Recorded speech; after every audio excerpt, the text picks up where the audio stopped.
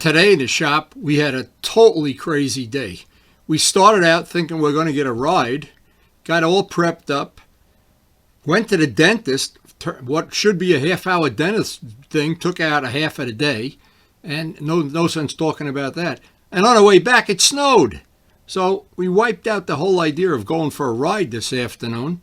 And I have the muffler that Luciano donated to our cause.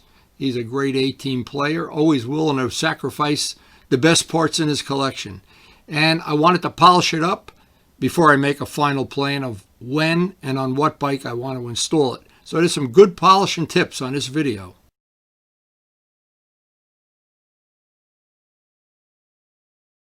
Now today we have a very special day.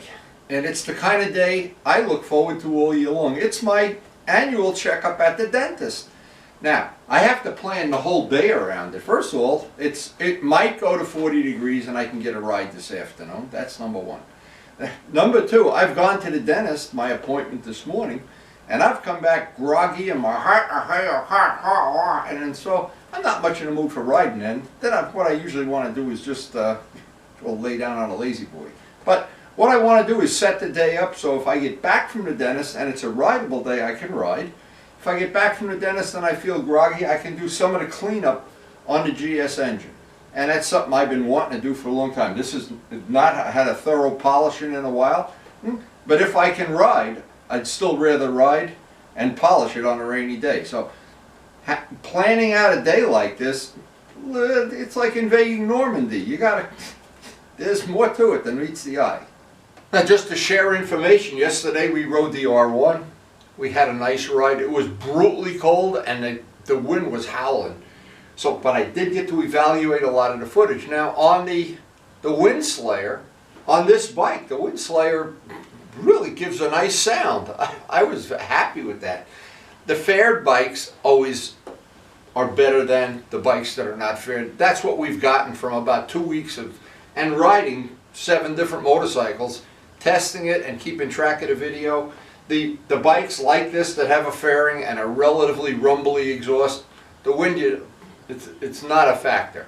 The bikes that are unfaired, like the MT-09 and the GS, and that they have a relatively quiet stock type of muffler, those you hear the wind. Now, both Turbo Steve and Pete have given me feedback and data and things to try, and we're going to be working on it in the future. I'm never satisfied. I never want to be satisfied with that.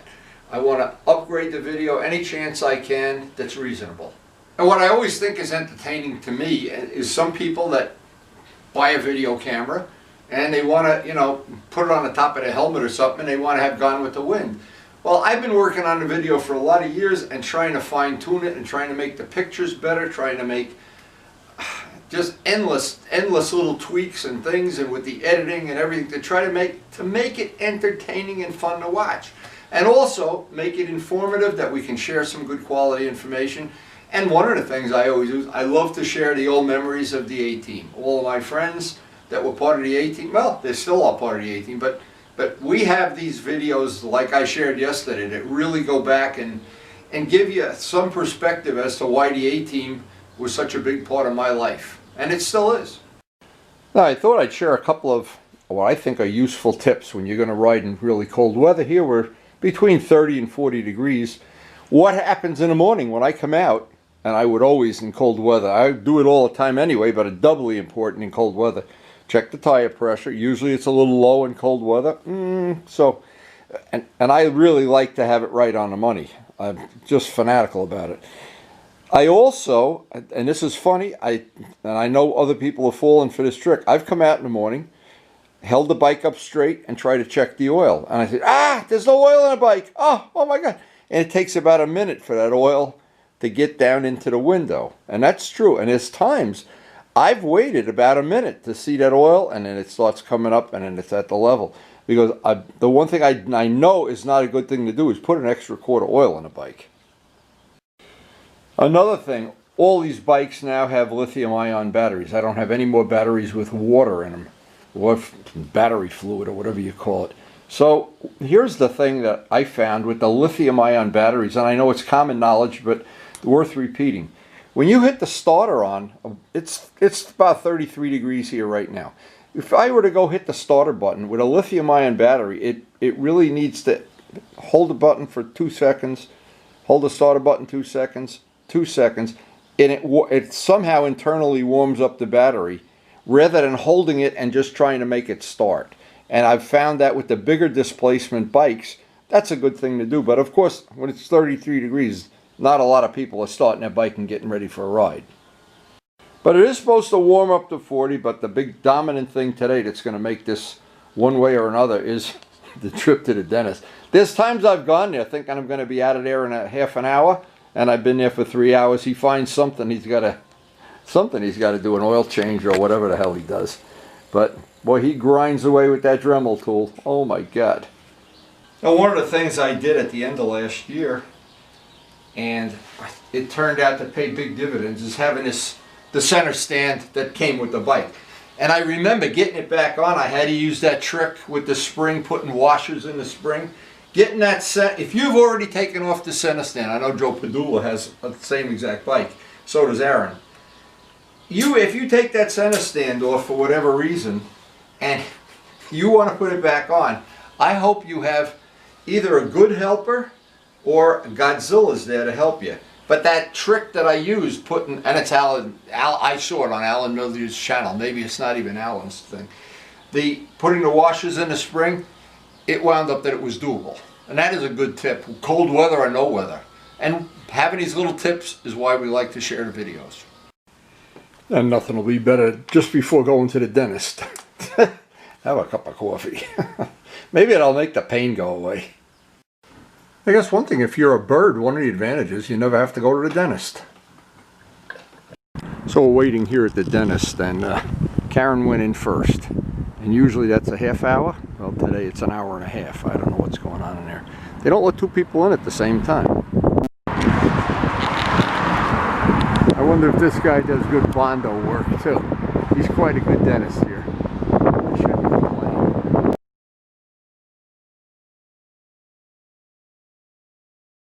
Well, as I said before, there's not much more fun than going to a dentist. Oh, I don't know how I'm going to feel when I get home though. It is really fun going here. So on the way home it started snowing, so I guess that's going to make our decision not to ride this afternoon pretty easy. Who'd have thunk it? Not much, but that's enough to ruin your day, that's for sure. Unbelievable.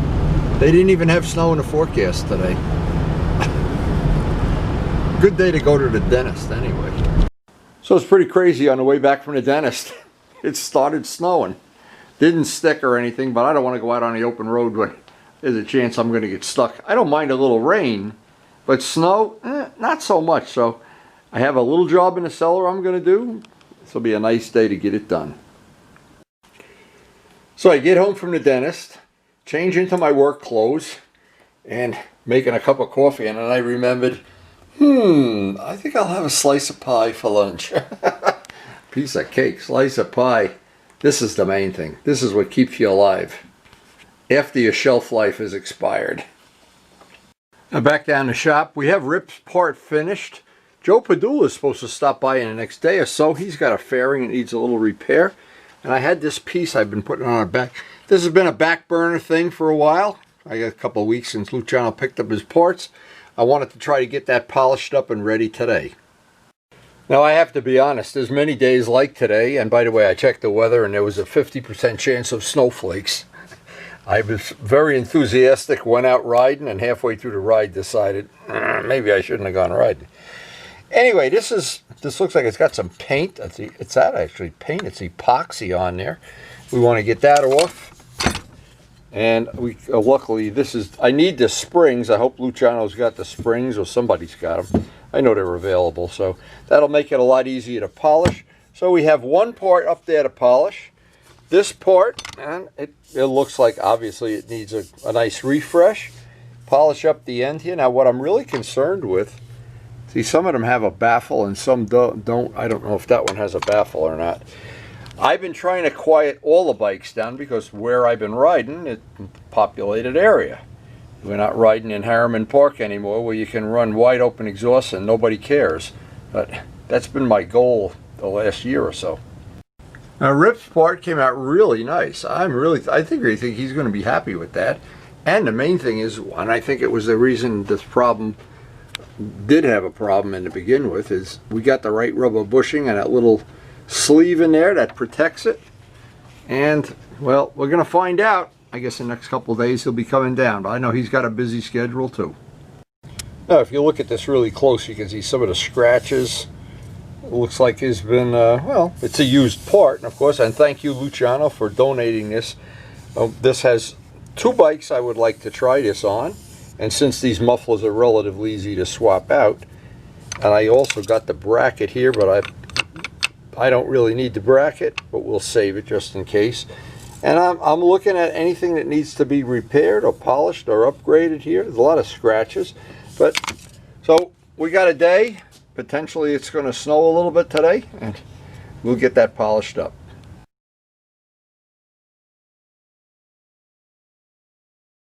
So while I'm downstairs buffing and polishing and trying to get scratches out of that muffler, Karen's got a vegetable I bet a lot of people have never, I don't even know what this is. Looks like an alien from another planet. It's a celery root. It's a celery root.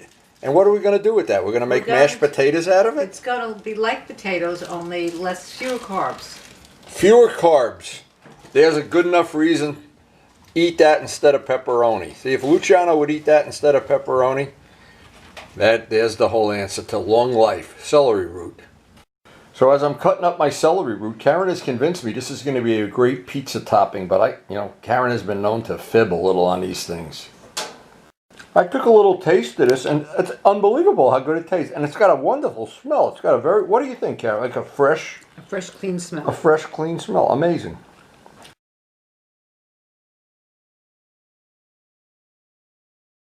Okay, so Karen says now we boil it.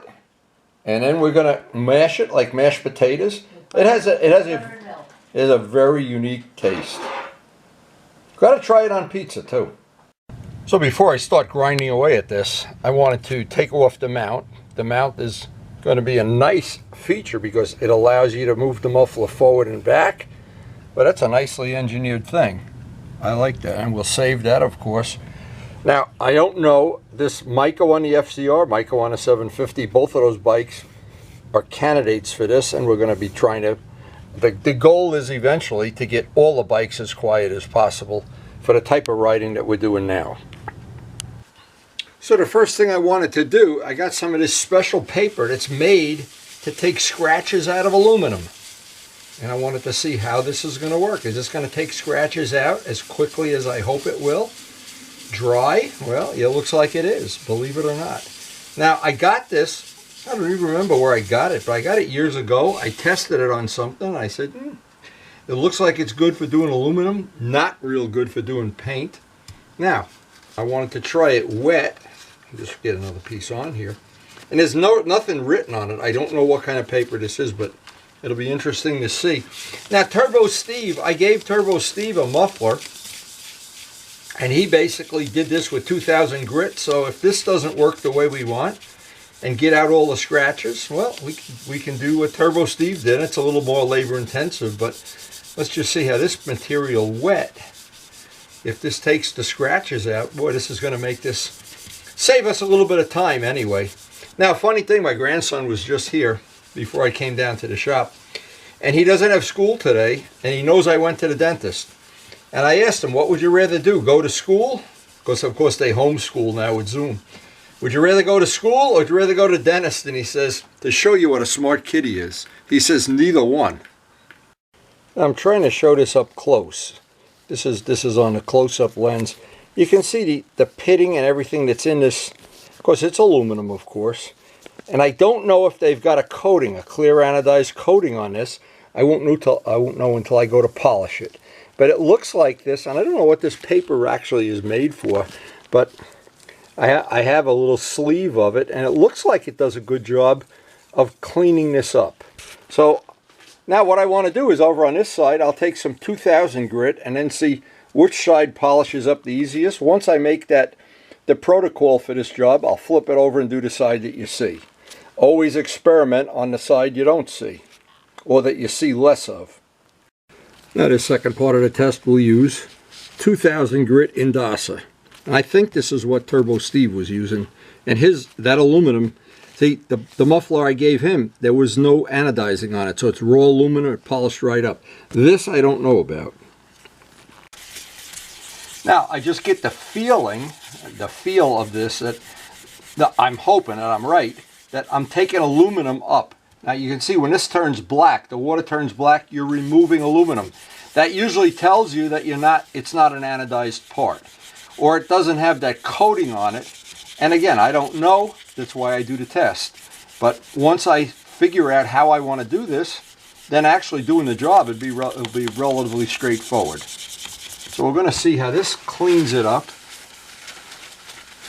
And I'm looking at it with glasses on.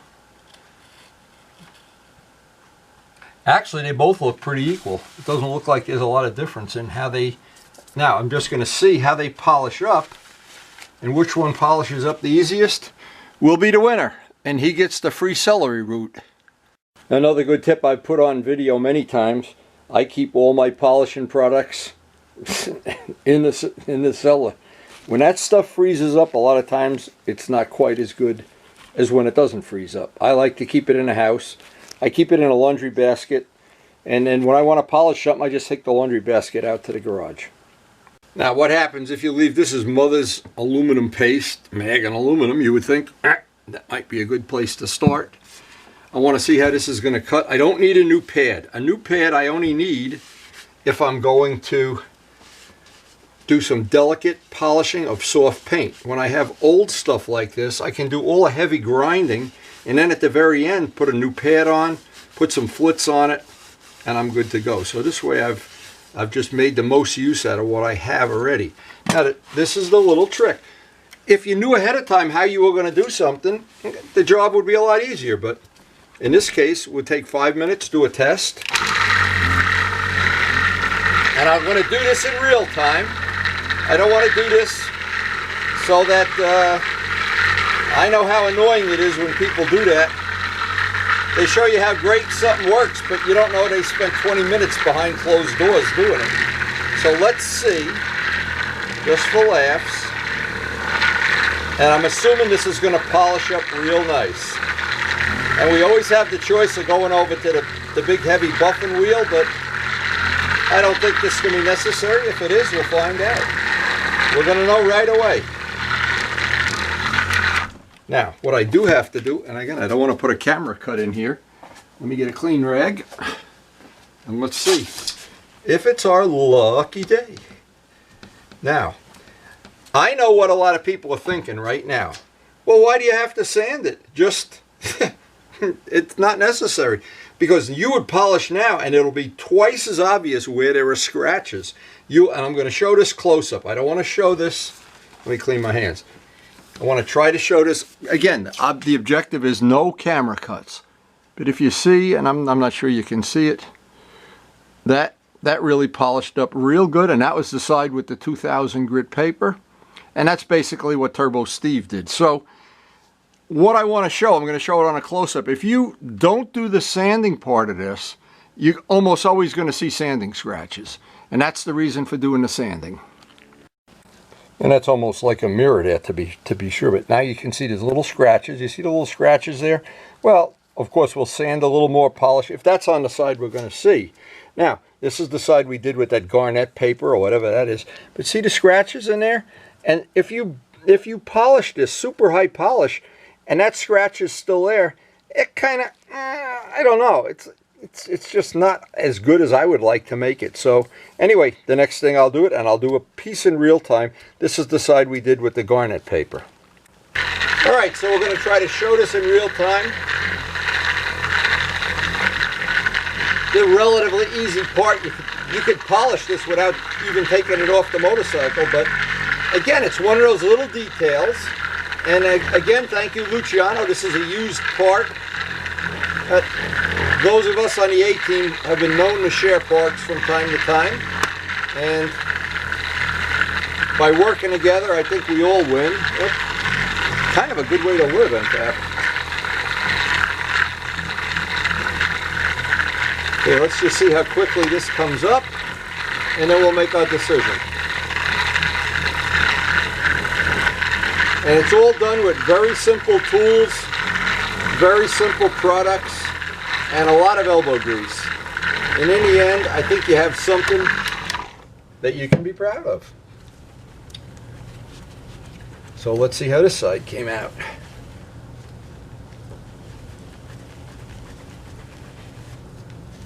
Well, I have to admit it's almost exactly the same, but you can clearly see the part that I didn't sand, and I'll show that. Well, again, I don't know that we're making any progress with this, but we'll find out. I'll show this up close where we haven't sanded it yet. And you can see the oxidation. This is that salt oxidation that you see on all aluminum that's left out in a damp garage. I call it salt oxidation. And that's probably not the right word, but you can see that buffed up in real time pretty quick. And I'm sure if you didn't have a buffer, you could do this whole thing by hand. Here's the part we didn't do. Now, to me, it would be a shame to put a part like this on a bike and not spend this, I'm guessing, an hour or two, and it just wouldn't look as good as you possibly could make it. Once it's polished like that, keeping it shiny would mean once every 6 months go over it by hand with flits, and it'll stay looking absolutely beautiful. Now we're still going to work on this because there's still some scratches in there. Now there's a couple of scratches on this is the good side, and this is right up by the emblem. I don't want to scratch the emblem, that little thing that says VANCE and HINES. But I'm just going to take my time here. This is going to be time consuming because this is the side of the muffler that you see. I'd like it to be perfect. I'd like both sides to be perfect, but I want this side to be more perfect. It's funny. Some logic anyway. I don't want to go to the dentist, Grandpa. Oh, I hate the dentist. He doesn't know I hate the dentist too. I just conceal my fear better than him. Anyway, this is looking like what we really have is raw aluminum that once it's flattened like this, it's going to buff right up. And 2000 grit. Actually, if you had, I know Scott was sanding stuff with 3000 grit, if I remember right.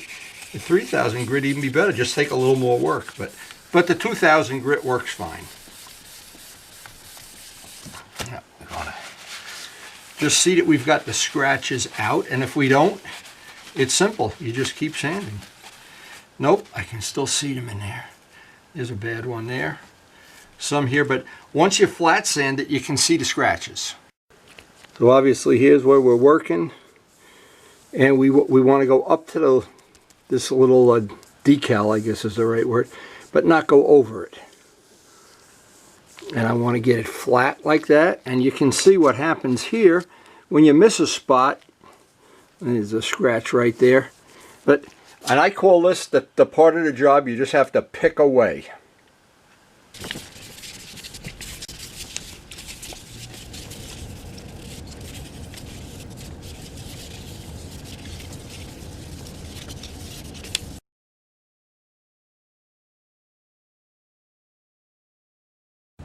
Okay, we're totally flat sanded now, and I've got as much of the scratches out as I possibly can. By the way, when we're done with the job, it's a good idea, learned a good lesson, because this is aluminum and it gets into my padding, is just throw them right in the laundry, and because this contaminates whatever you're doing the next time you do, especially if you're doing paint work and stuff. I don't like having that contamination in my towels.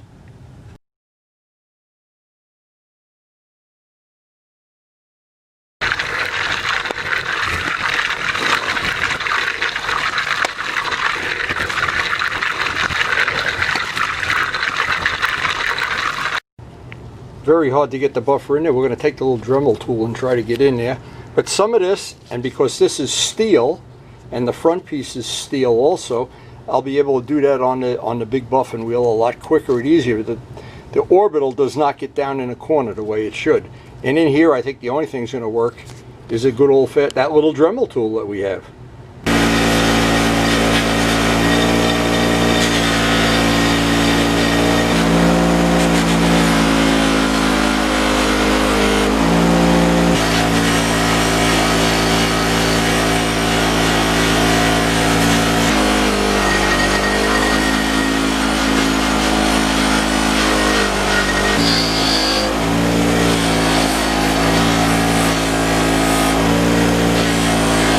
Now the last thing is I want to polish everything. This will protect it.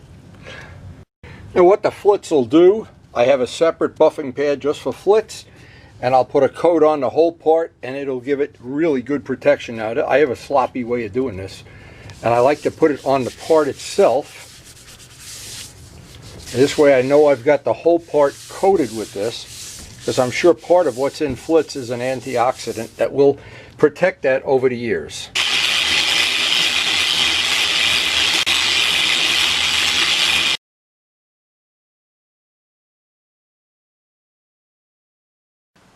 Well, that part is done now. Of course, we got to do the pipe, and that's a relatively straightforward steel pipe. I'll just run that on the big buffer and I clean that up and get that paint off or whatever's on there. But this part, I think this part just came out super.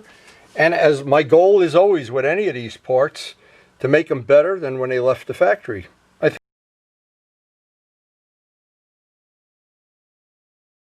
As I'm doing a final cleanup on this, we've got a coat of flits on this, so that should really protect it.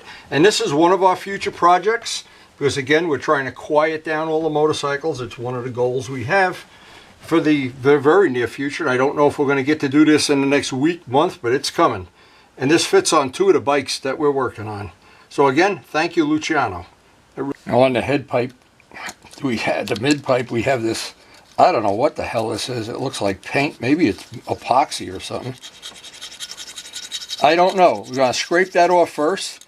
And then this whole thing, because it's steel and it's plated, we're not going to be able to really do much except run it on that buffing wheel, use some black compound, and bring it up to a little bit nicer looking than it is now. But what I'm hoping is some A-teamer out there has the springs that go on here. I'm going to ask Luciano, but that's what I like about the A-team is every once in a while somebody has something that you really need.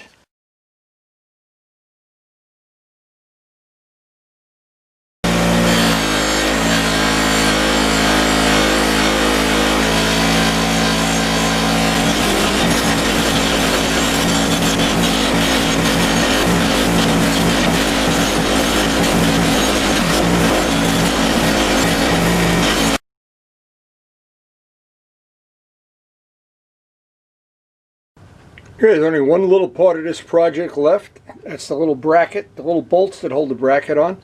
Run those on a buffing wheel and we are good to go here. This is an amazing, that came out beautiful. Now anybody knows me knows I would never finish a project without the little details.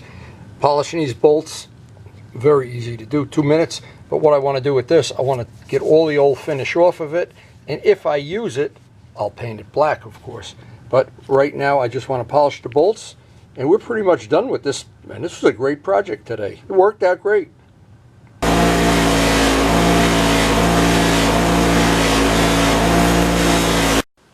I always think if you have a passion for motorcycles, which one of these bolts do you really want on the motorcycle? I'm not sure. These decisions are really hard to make. But the whole point I always make is it only takes a second or two, and you've got the final cherry on the sundae. So that's the end of the shop work today, but I want to go see how my celery root is coming out, because while I'm down here grinding, the lovely Mrs. Ertnowski is making celery root for supper. So there's the lovely Mrs. Ertnowski's dish of the night, celery root. Is that going to be, that is delicious. I took a little sample already, a free sample. Anyway, that looks good, Claire. It's mock mashed potatoes. Mock mashed potatoes. I don't know, I'm getting hungry already. So this day played out pretty well. We ducked some snowflakes there, and they didn't even predict that. I got my dental work done. Let's hope this is the last visit. You never know. But anyway, the parts came out great. I hope I've been able to share some of the good information for polishing, because the truth is, I love polished surfaces, and I hate rough things that are hard to clean. So if you have a set of flat black wheels and I have a set of polished wheels, I go and they're clean and you go, it's worth it to me. Not everybody agrees, of course, but that's the beauty of motorcycling. There's room for everybody. And this part now, and again, thank you, Luciano, we have another one of our projects. That list is getting down there to about 5 things. But one by one by one by one, they'll be going on the motorcycles over this season. And we have Joe Padula coming in the next couple days. I don't know when he's going to be able to make it. He had an issue with his Ducati. I hope we're going to be able to help him out with that. And whenever Rip could get away from, well, maybe he's in prison. I don't know. You never know. Anyway, thanks so much to the healthcare workers. You guys are the best. I'm telling you guys, I just can't say enough. My family's been healthy. I hope your family's been healthy. We do this dirty, filthy work. We go on these freezing cold rides, but it's not like what the healthcare workers are doing, taking care of people, that's for sure. Thank you guys. And I hope you did enjoy the video. And if you did, please share it with your friends. If you didn't, delete, no problem. My feelings will not be hurt. We have a niche market. It's only a small amount of people in the world that have this passion for older motorcycles. It's never going to be like it is with the computer games. I know that, but I'm satisfied with that. And I hope the things I've been able to share on the videos, the paint work, this work, that'll some way benefit you and make your passion for motorcycling more fulfilling. So again, thank you very much for watching. Now remember, I do try to post something almost every day. It's all motorcycle related. Now this is one of the days I remember, and this is similar to the pictures I posted yesterday. We were doing some work on Glenn's Ducati, and it was a day, if I remember correctly, that Luciano came down and gave us a hand. And this just reminds me of some of the great days the A-Team has had over the years. And looking back, one of the things I always look at is how young we were. Now a lot of the people in the pictures that I have in my album, they're not that young anymore, and one of them is me. But anyway, we did pull this all apart. We were doing some, I think, some body work, some painting, some replacing parts. I don't really remember. That isn't the important thing. The important thing is we had a really, really fun day. What else is important is I know Karen made us something great to eat, which one of the reasons we always have had so much fun on the A-Team days. Now, if you notice, this is rocks that were in the fairing of Glenn's bike. This is right after a crash. The crash was on Arden Drive, and we dumped out the rocks in my backyard. I could have made a sidewalk with those rocks and leaves, but hey, Glenn, yeah, look at all the stuff that was in that fairing. And the way this played out, Vince graciously took Glenn to the hospital, and Vince was with us then too, and Luciano and I rescued the bike, brought it back to my house where we did this work on it. And well, Glenn probably did most of the work, but again, Luciano will lend it a hand, as all the A-Teamers have done over the century here that we've been doing this. And I look back at these pictures, and to me, they're absolutely priceless memories. And a lot of times like this, I even forgot about those rocks in the fairing. And well, luckily it was another amazing day that we all survived. And once it got all put back together, it was a great day. And I know Luciano has been a big help with all the Ducati stuff. He's got a whole bunch of Ducatis. And as I look back at this, Glenn, I hope it's good memories for you too. I hope you get to see them. And it's a day, and Karen always reminds me that how much fun we've had over the years. The A-Team is a very special part of my life, maybe a part of your life, maybe a part of the future for you. Anyway, and the memories, the reason for taking all those pictures and video, these memories are priceless. So thanks so much for watching.